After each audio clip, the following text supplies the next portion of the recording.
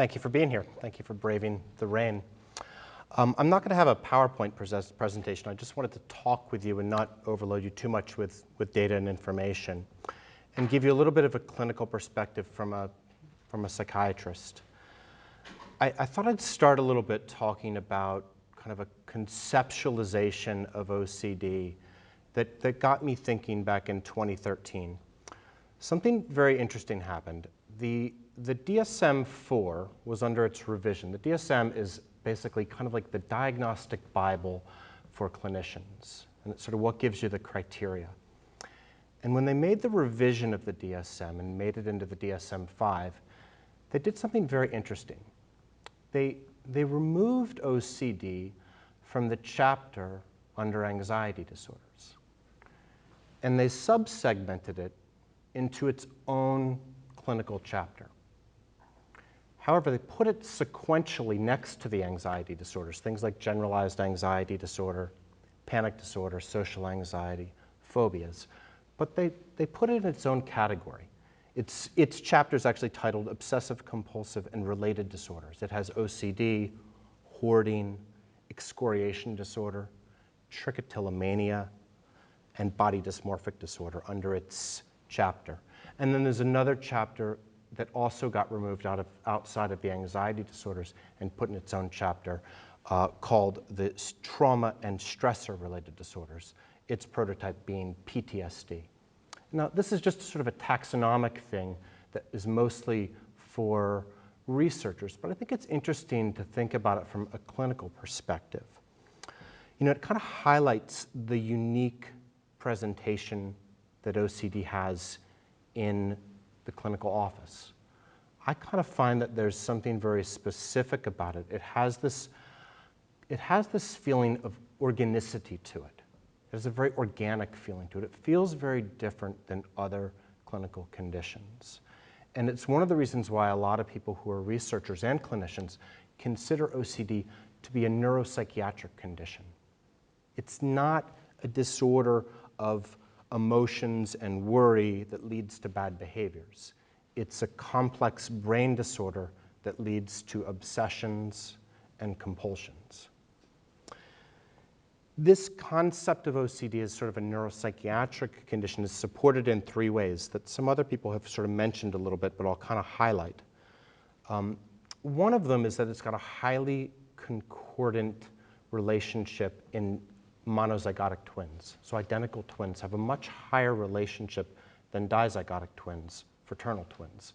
So it sort of emphasizes that there's something very biological about this. And that's kind of what it feels like clinically. The second kind of thing I wanted to highlight is that the comorbidities that you see, and that's sort of a fancy term for saying what else is diagnosed alongside of it in the same patient, what are comorbid issues, tend to be the other neuropsychiatric conditions, things like ADHD, tic disorders, Tourette's, even autistic spectrum disorders have sort of this quality of OCD related to it. Lastly, the hypothesis surrounding PANDAS, which is this concept that if you get a streptococcal infection as a child, that the immune response has a cross-reactivity to a very specific brain structure called the basal ganglia. And these can create obsessions and convulsions in sometimes dramatic ways or sometimes subtle ways. And so this concept of this being a very biologic condition. Now, there are clearly other non-genetic factors and environmental factors that I see that are sort of related to this, but I think it's an interesting way to kind of conceptualize the condition, the disorder of OCD. And it does help us to think through treatment recommendations in a little bit more comprehensive and holistic way. One of those treatment recommendations that I'm going to talk about in more detail today is medications and pharmacotherapy. When I see a patient and I assess them in my office, one of the things that I'm going to look for is the degree of severity. Now, one of the things the researchers use is a specific rating scale called the CyBox. It stands for the Child Yale Brown Obsessive Compulsive Scale. Now, we don't have to use this, and I don't use it every single time that I diagnose OCD, but it helps to sort of tease apart the various areas that lead to the conceptualization of it being mild, moderate, or severe. A few of the areas that it looks at is sort of how much time is occupied with obsessions or compulsions. What's the degree of interference in life? What's the subjective distress that the patient themselves have? How much difficulty does it cause them? What's the internal resistance that they have? And the degree of control that they have over whether or not they can stop doing the compulsions, can inhibit the compulsions. Also look at whether it waxes and wanes and what are the factors around those. Sometimes stressors within the family or stressors within the school environment can make things go up. Even more interestingly, sometimes I'll see that summer times are even harder for them. The lack of structure kind of makes it increase, not decrease. So it's sort of interesting to look at what are those factors and help families to understand them. I'll look at whether they're covert or overt obsessions. Are they kept secretive, or are they things that you can see, such as washing compulsions? And again, really look and spend a lot of time discussing how much impairment, how much time is spent, taken away from life, dealing with OCD. One of the things I also look at is the subjective distress, whether OCD for the patient is ego-syntonic or ego-dystonic. This is sort of a fancy way of saying, do they like the obsessions? Do they like the counting? Do they like the washing? Do they like the organization? Or is it ego-dystonic? Are the images, the intrusive images of violent imagery or sexual imagery, dystonic to them and causing them immense distress? This helps you to understand the functional impairment and whether it occurs in multiple environments. Sometimes I will see it much more at home and less so when they're occupied, and sometimes I'll see it across the spectrum of school, social, home, and it really is very pervasive. Also during the assessment, really look at comorbidities, because this can be one of the more challenging things in treatments, and also one of the more challenging things that can interfere with my colleagues doing ERP effectively. So I'm going to look at things such as ADHD, tic disorders, autistic spectrum disorders, Tourette's, even things like eating disorders, major depression, bipolar disorder, and I've even seen psychosis. Actually, my last patient of the day was somebody who I treated for many years with OCD, who ended up just this last year having a full-blown manic episode, high-end bipolar symptoms a year ago, and have got him stabilized, but it's very complex to treat that given the pharmacotherapy being divergent between those two disorders. When to treat with medication is always a question. The basic treatment recommendations are sort of the following. If the symptoms are mild to moderate, we are usually recommending ERP as the first-line treatment without medications. And if the symptoms are moderate to severe, then we're looking at combination treatment, so ERP with medications. There's only a few clinical scenarios where I might consider medicating first and subsequently looking towards ERP as a downstream recommendation. One of those is when comorbidities come and interfere in a significant way. That might be a very severe motor tic, that might be a very severe Tourette's, might be ADHD that kind of prevents the focus in a clinical setting, in a psychologist's office. The other is severity of symptoms. On occasion, I will see a child whose symptoms are so severe that they really can't yet tolerate the exposures and response prevention, and we look towards, sometimes they'll have seen a therapist and it's not working, and we'll treat and say we're going to pause for a couple of months until we get things up and going, and then shift back to what I'd say is combination treatment. And lastly, sort of an interesting one is one with poor insight. If I really see a child who's either very young or has very, very, very poor insight, then they may be very amotivated to even engage. And sometimes I'll treat with medications and then continue to push back towards combination treatment, meds, plus ERP. The FDA has 4 medications that are approved for children with OCD: Prozac, Zoloft, Luvox, and a medicine called clomipramine. Now, most of these are kind of considered SSRIs, which is the treatment of choice and the gold standard for medication treatment. Clomipramine is a little bit different. Clomipramine is actually a TCA, or a tricyclic antidepressant, but has very high serotonergic affinity, and so sometimes is sometimes even considered one of the most effective medicines, but has a little bit higher side effect profile. So I'll talk a little bit about that. Off-label, you can still use other medications. Things like Paxil's approved for adults, but it's a little bit trickier to use in the pediatric population because it's got a short half-life. So sometimes you'll see higher side effects. Things like Effexor XR and Cymbalta are SNRIs, which means that they hit serotonin and norepinephrine, and still the serotonergic activity can be very effective for the treatment of OCD. How do I make a choice? Well, it's a little bit still of an art and not necessarily a science. Sometimes I'll look at familial response. As we said, it can be highly heritable. So if there's a family member with an anxiety disorder who's had a response to sertraline or Zoloft, I may choose that first. This is an interesting tool that psychiatrists have that I'm a little bit, I vacillate on. It gives you data, but I don't think it guides our treatment as well as we'd like it to. It looks at how you metabolize medicines and whether or not you have the genetic makeup for receptors in your brain that might be more responsive to certain medications. But clinically, I've found that these genetic tests do not guide you as much as sort of good clinical intuition can. So sometimes I'll come back to just my clinical experience and not be bound to a report from a laboratory.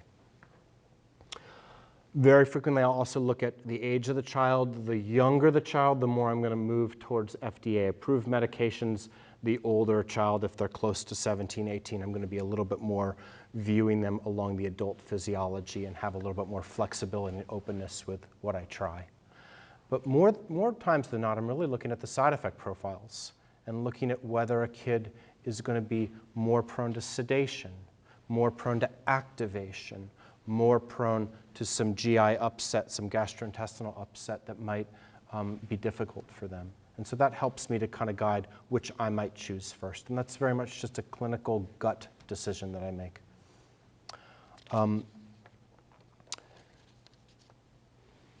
Medication initiation and titration. After we choose a medication, the old adage for child psychiatrists is start low and go slow. But I'm going to add something else to that, especially for OCD, which is start low, go slow, and be steady. Steadily increase and push that dosage up, up, up as we go. OCD is best treated with moderate to high doses of serotonergic medications, SSRIs. And that's where some of the clinicians who aren't as well experienced in OCD pause a little bit, or if you get a pediatrician to prescribe and they may go up one notch in dosage and sort of pause there, and they're not quite adequately pushing the envelope to really be aggressive and assertive with treatment, which you have to do. You've got to do this, interestingly, from a pharmacotherapy standpoint, and my colleagues know you've got to do it from a therapist standpoint, from an ERP. You're gradually pushing on those exposures. So it's a very nice kind of analogy of the condition. When I initiate, I'm usually looking at the first month as being the predominant one to look at side effects. If there are side effects, very frequently they're going to dissipate and tone down after 3 or 4 weeks, and you're going to begin to start to get slow response.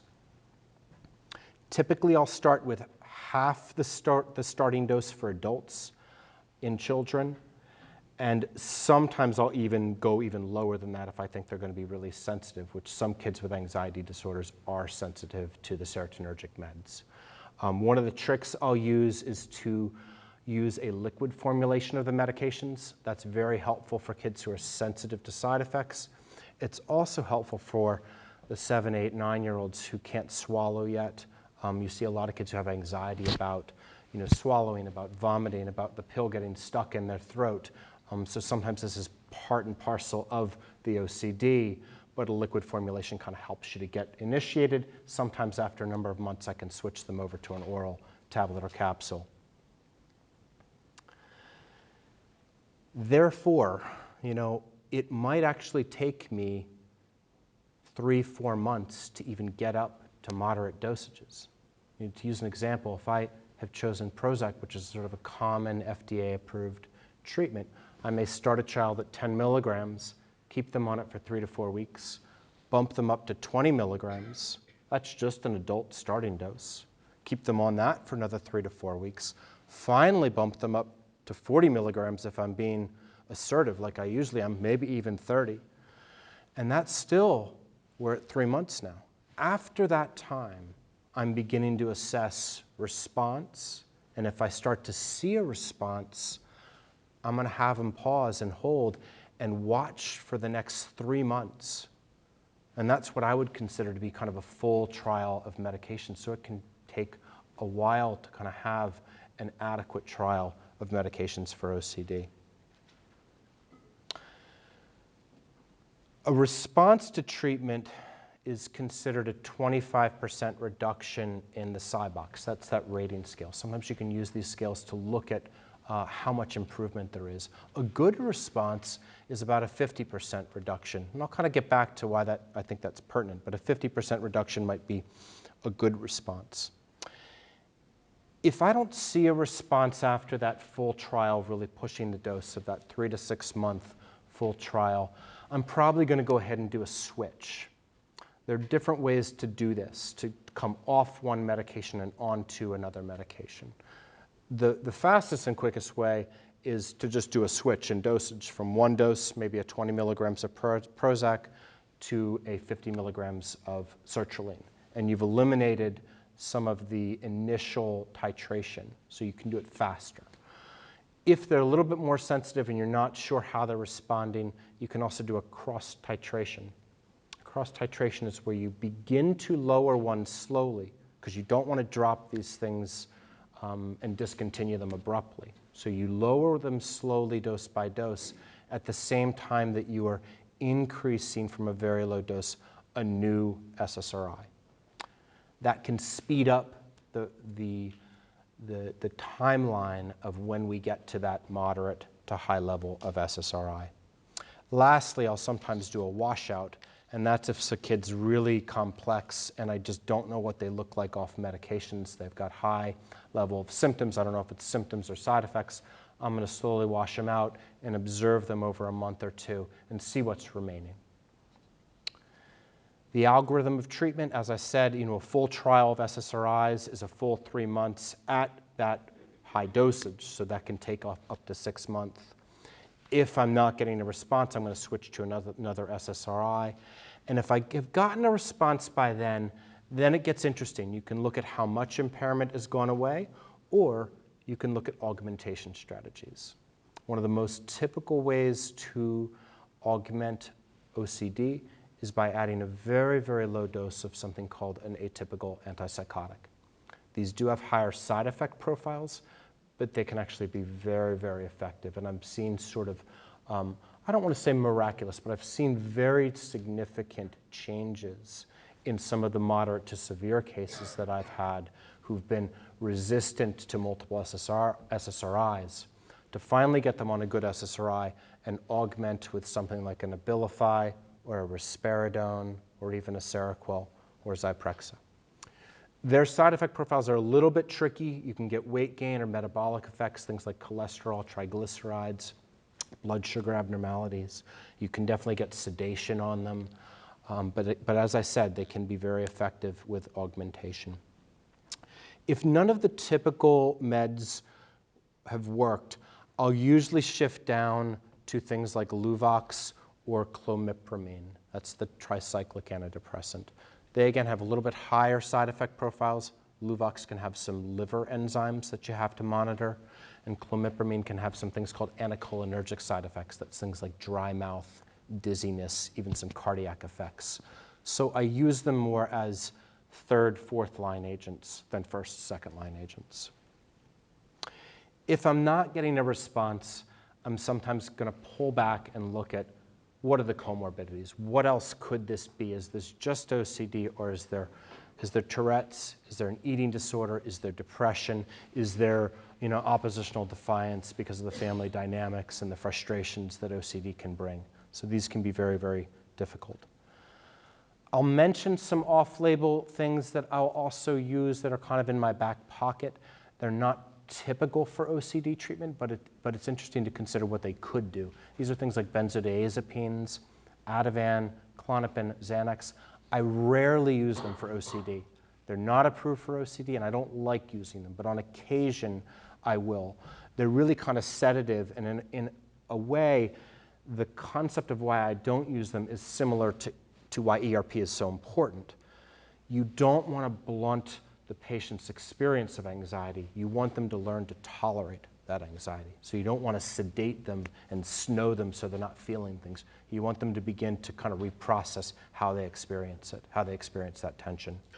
Sometimes I'll look at ADHD medications, but very judiciously. It can be comorbid, but high-dose stimulants can make kids kind of ramped up, irritable, can worsen anxiety. So you got to be cautious with those. And then there's some other medications that I'll sometimes use: Lamictal, Remeron, topiramate. Lastly, I'm almost always going back to one thing, and I put this at sort of at the end, which is I come back to the patients and the families and I say, are you still in ERP? If you're not, if you've kind of done a year and you've pulled out of it, I'm going to send you back and give you booster doses. I want you to do another 10, 20 sessions, see if we can kind of boost what the medications have done now that we've been on them for a year.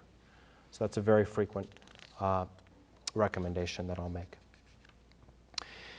In conclusion, a few just of the highlighted points I made. I consider OCD to be a very neuropsychiatric condition, and you got to consider that with the recommendations that we're making. Medications should rarely be used on their own. Combination treatment of SSRIs and ERP is the gold standard. Treatment can be difficult. It really can be difficult. But it can lead to success. Response can be achieved, and good response with an improved functioning can be achieved. But my clinical experience informs me that it can be very difficult to reach full remission, where there's zero symptoms and you see nothing. But that's a very hard thing to get from a percentage standpoint clinically, and the research shows that. Reasonable expectations from the start are therefore important and should be a collaborative effort between the doctor, between the patient, the parents, and the therapist. What to expect. Patience is a must. Otherwise, you get a lot of inadequate medication trials that are tried and abandoned too soon, and you don't ever know, what could we have gotten out of this. Patience in respect to the suffering and chronicity and the family permeability that OCD is. This is very much, I sometimes use the term, it's almost like a contagious disease, and it permeates to the family and feeds back, and that's why my colleagues spent so much time talking about accommodation and family support. If things are done in a methodical and deliberate manner, symptoms can improve and life can resume, and you can get a child back onto the typical developmental trajectory. And it's amazing to see them and see the relief that can be provided. So, thank you.